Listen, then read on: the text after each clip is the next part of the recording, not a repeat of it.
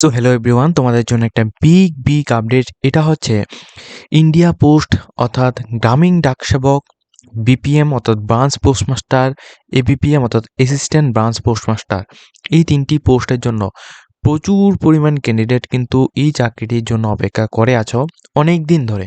কেন? কারণ এই চাকরির জন্য কোনো রকম পরীক্ষা দিতে হচ্ছে না, কোনো রকম কোনো কিছু তোমাদের পরিশ্রম করতে হচ্ছে না। এটার মধ্যে শুধুমাত্র তোমার মাধ্যমিকের মার্কের উপর ভিত্তি করে কিন্তু তোমাদের সিলেকশনটা হয়ে যাচ্ছে। এই জন্য সমস্ত ছেলেমেয়েরা কিন্তু এই নোটিফিকেশনটার জন্য ওয়েট করছো। তো ফাইনালি তোমাদের নোটিফিকেশন কিন্তু রিলিজ করা হয়েছে ডিপার্টমেন্ট অফ জিডিএস থেকে। এখানে তোমাদের গভর্নমেন্ট অফ ইন্ডিয়ার মাধ্যমে এখানে এই নোটিফিকেশনটা জারি করা হয়েছে। এই নোটিফিকেশনের মধ্যে কী কী বলা হচ্ছে সম্পূর্ণ ডিটেলস আমি এই ভিডিওতে শেয়ার করছি। অবশ্যই প্রত্যেকে আমাদের জবস আপডেট অনলাইন চ্যানেলটিকে সাবস্ক্রাইব করে নাও, যাতে প্রত্যেকটা ইনফরমেশনগুলি আমি তোমাদের দেওয়ার সাথে সাথে তোমাদের কাছে চলে যায়। ওকে, দেখো ইনফরমেশনের মধ্যে তোমাদের প্রথমেই আমি তোমাদের বলে রাখছি, এখানে রেজিস্ট্রেশনের যে ডেটটা, এটা হচ্ছে তোমাদের রেজিস্ট্রেশনটা স্টার্ট হয়েছে 30 তারিখ জানুয়ারি 2026 থেকে 14 ফেব্রুয়ারি 2026 পর্যন্ত তোমাদের রেজিস্ট্রেশন হবে। এখন এই টাইমে তোমরা যারা রেজিস্ট্রেশন করবে, তোমাদের অ্যাপ্লিকেশনটা তুমি এখানে করতে পারবে।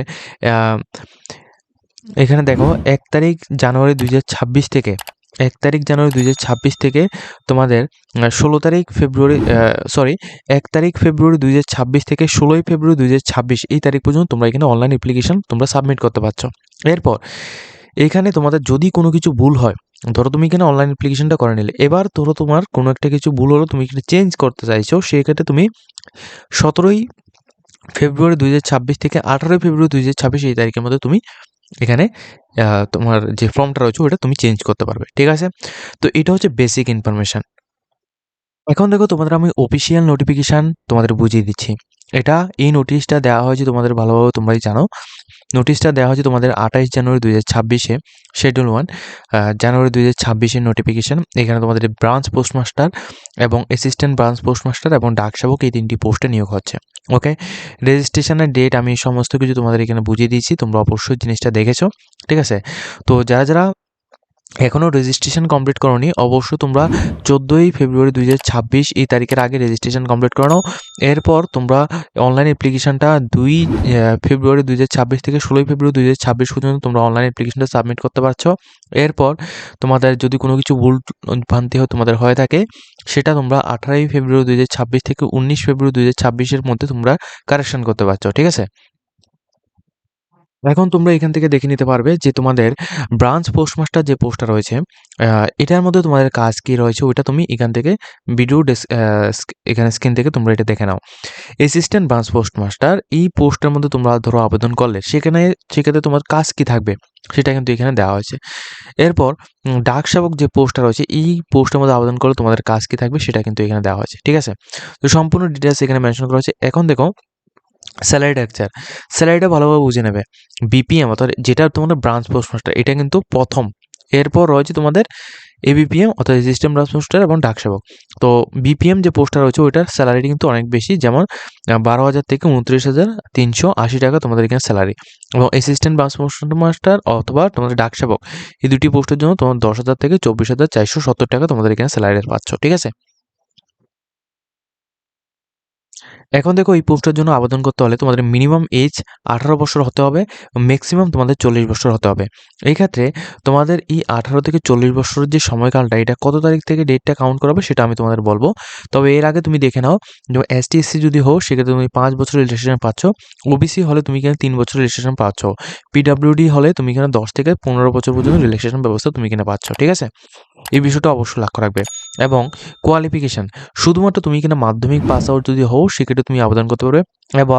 এবার এই যে মাধ্যমিকটা, এটা তুমি এখানে স্টেট গভর্নমেন্ট, সেন্ট্রাল গভর্নমেন্ট, ঠিক আছে, যে কোনো রকম প্রাইভেট এখানে থেকে বা এনআইওএস বোর্ড থেকে, বা তুমি এখানে অন্যান্য বিভিন্ন যে কোনো রকম বোর্ড থেকে যদি তুমি এখানে করে থাকো মাধ্যমিক, সেক্ষেত্রে তুমি আবেদন করতে পারছো। এমন কোনো ভেদাভেদ কিন্তু এখানে নেই। ঠিক আছে, এখন দেখো এখানে তোমাদের সিলেকশন ক্রাইটেরিয়া। দেখো প্রত্যেকটা পোস্টের মধ্যে আবেদন করলে যেমন তোমাদের পরীক্ষা হয়, এরপর তোমাদের এখানে ফিজিক্যাল হয়, এখানে ডকুমেন্টস ভেরিফিকেশন হয়, এমন কোনো কিছুই হবে না, শুধুমাত্র ডকুমেন্টস ভেরিফিকেশন হবে, তাও যদি তুমি এখানে সিলেকশন পেয়ে যাও। এখন এখানেই হচ্ছে তোমাদের মেন ট্রিক্স, অর্থাৎ সিলেকশন পাওয়ার জন্য তোমাদের কি করতে হবে দেখো, যদি তোমার মার্ক ভালো থাকে, মাধ্যমিকের মধ্যে তোমার যদি মার্ক ভালো থাকে মোটামুটি 70%-এর উপরে, 70 থেকে 95%-এর মধ্যে যদি তোমার মার্ক থাকে, তাহলে তুমি 100% তুমি সিলেকশন পেতে পারো, ঠিক আছে। তবে হাই পারফরমেন্স রয়েছে হচ্ছে তোমাদের যদি 90 থেকে 95% বা 100%-এর মধ্যে তুমি মার্ক যদি থাকে, সেক্ষেত্রে তুমি সিলেকশন 100% তোমাদের গ্যারান্টি রয়েছে তোমরা পাবে।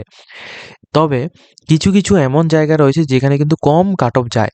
তো ওই কাট অফগুলি তোমরা এখানে বুঝে তারপরে তুমি এখানে অ্যাপ্লিকেশন করতে পারো। আর যারা, যারা চাও যে তুমি আমার থেকে ডাইরেক্টলি অ্যাপ্লিকেশন করতে, সেক্ষেত্রে তুমি নিচে আমার যে কনট্যাক্ট নাম্বার দেওয়া আছে, তোমরা ডাইরেক্টলি আমার সাথে কনট্যাক্ট করো।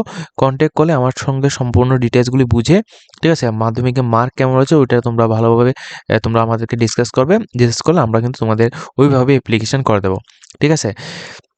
তো সম্পূর্ণ তোমাদের উপর ডিপেন্ড করে এখানে কিন্তু সম্পূর্ণ কিছু হবে। তো যদি তোমরা এখানে সিলেকশন না পাও, সেক্ষেত্রে তোমরা নেক্সট ইয়ার আবার কিন্তু তোমাদের ট্রাই করতে হবে, ঠিক আছে? এখন দেখো এখানে তোমাদের লোকাল ল্যাঙ্গুয়েজ টেস্টের জন্য এখানে বলা হচ্ছে যে, যেমন দেখো অনেকে কিন্তু ধরো আমাদের ত্রিপুরার ক্যান্ডিডেট, সে এখানে অরুণাচল প্রদেশের মধ্যে বা অন্ধ্রপ্রদেশের মধ্যে এখানে আবেদন করে নিল। তো যদি সে ওইখানে জায়গায় সিলেকশন পেয়ে যায়, তাহলে তার কি হবে? দেখো, তাহলে কিন্তু অবশ্যই তোমাদের যে তেলেগু যে ল্যাঙ্গুয়েজটা রয়েছে, ওই ল্যাঙ্গুয়েজে তোমাদের কথা বলা জানতে হবে। যদি তোমরা ওইভাবে কথা বলা না জানো, সেক্ষেত্রে তোমার সিলেকশনটা ক্যান্সেল হবে, ঠিক আছে? এটা হচ্ছে মেইন ক্রাইটেরিয়া যে তুমি যে জায়গায় আবেদন করবে, যে জায়গার মধ্যে তুমি আবেদন করবে, ওই জায়গার লোকাল ল্যাঙ্গুয়েজটা তোমাদের জানা থাকতে হবে, তাহলে তুমি আবেদন করতে পারবে। যেমন আসাম, আসামের যে লোকাল ল্যাঙ্গুয়েজ আসামিজ বা বেঙ্গলি বা বড়ো, এই যে ল্যাঙ্গুয়েজগুলো রয়েছে এগুলি তোমাদের জানা থাকতে হবে, ঠিক আছে? দিল্লি, দিল্লির লোকাল ল্যাঙ্গুয়েজ কি, ওইগুলি তোমাদের অবশ্যই জানা থাকতে হবে, সেক্ষেত্রে তুমি আবেদন করতে পারছো, আদারওয়াইজ তুমি আবেদন করতে পারবে না। তারপরে যেমন রয়েছে আমাদের নর্থ ইস্ট, নর্থ ইস্টটা ভালোভাবে তোমাদের আমি বুঝিয়ে দিচ্ছি। নর্থ ইস্টের মধ্যে এখানে মেঘালয় রয়েছে, মণিপুর রয়েছে, এই সমস্ত জায়গায় কিন্তু মোটামুটি বেঙ্গলি বা ইংলিশ বা হিন্দিভাবে তোমরা আবেদন করে নিতে পারবে, ঠিক আছে? ওইটার জন্য কোনো রকম ইস্যু নেই। এর মধ্যে তোমাদের ত্রিপুরা থেকে যারা আবেদন করবে, অনলি ফর বেঙ্গলি অথবা ককবরক যদি তোমাদের থাকে, তাহলে তুমি আবেদন করতে পারছো। মিজোরাম রয়েছে, নাগাল্যান্ড রয়েছে, সমস্ত জায়গায় রয়েছে, ঠিক আছে? আবেদন করতে পারো। এমন তোমাদের আমি বলে দিচ্ছি ওয়েস্ট বেঙ্গলের জন্য, ওয়েস্ট বেঙ্গল থেকে যারা আবেদন করবে, ওয়েস্ট বেঙ্গলের মধ্যে বেঙ্গল রয়েছে, তারপর তোমাদের এবং নিকোবর রয়েছে, এরপর সিকিম রয়েছে, দার্জিলিং রয়েছে, এগুলির মধ্যে তোমাদের বেঙ্গলি, নেপালি এভাবে কিন্তু তোমাদের এখানে রয়েছে, ঠিক আছে? এখন তোমাদের একটা কথা তোমাদের জানিয়ে রাখছি, ধরো তুমি ত্রিপুরা থেকে তুমি এখানে ওয়েস্ট বেঙ্গলের যে কোনো একটা সার্কেলের মধ্যে তুমি আবেদন করবে, ঠিক আছে? এটা কিন্তু তোমরা করতে পারবে। যেমন ধরো তুমি ত্রিপুরার মধ্যে বসে তুমি উড়িষ্যার মধ্যে তুমি এখানে আবেদন করতে চাও, সেক্ষেত্রেও তুমি এখানে করতে পারো। কিন্তু অবশ্যই তোমাদের উড়িষ্যার লোকাল ল্যাঙ্গুয়েজটা সম্পর্কে তোমাদের আইডিয়া থাকতে হবে, নাহলে কিন্তু তুমি এখানে সিলেকশনটা পাবে না, ঠিক আছে? তো এখানে কিছু, কিছু এমন কিছু, কিছু ব্যবস্থা রয়েছে যেগুলি কিন্তু অনেকটাই ক্রিটিক্যাল রয়েছে। তো ওইগুলি কিন্তু তোমাদের অবশ্যই জানা থাকতে হচ্ছে, ঠিক আছে? তো আবেদন করার জন্য তোমরা ডাইরেক্টলি এই লিঙ্কের মধ্যে আসবে। ভিডিও ডেসক্রিপশনে লিঙ্ক দেওয়া থাকবে। এখানে এসে তোমরা ডাইরেক্টলি এখান থেকে অ্যাপ্লিকেশন করতে পারো, এবং যারা, যারা আবেদন করার জন্য কোনো রকম কিছু জানো না, অর্থাৎ তোমরা অনলাইন সম্পর্কে এমন কিছু আইডিয়া নেই, তোমরা কিন্তু ডাইরেক্টলি আমাদের সাথে কন্ট্যাক্ট করবে। আমরা তোমাদের বাড়িতে বসে এক ছাদের তলে বসে তোমরা অ্যাপ্লিকেশন করে নিতে পারবে।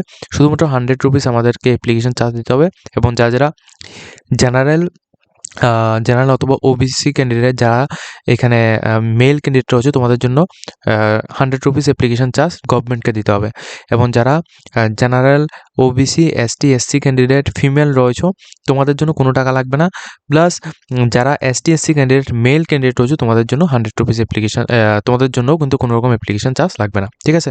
সম্পূর্ণ ডিটেলস আমি তোমাদের এই ভিডিওর মাধ্যমে ডিসকাস করেছি। যদি তোমার ভিডিওটা ভালো লাগে, অবশ্যই তোমরা লাইক, কমেন্ট, শেয়ার করবে, এবং যারা, যারা অনলাইনের মাধ্যমে আবেদন করতে চাও, অবশ্যই কিন্তু তোমরা আমাদের সাথে কন্ট্যাক্ট করবে। ওকে?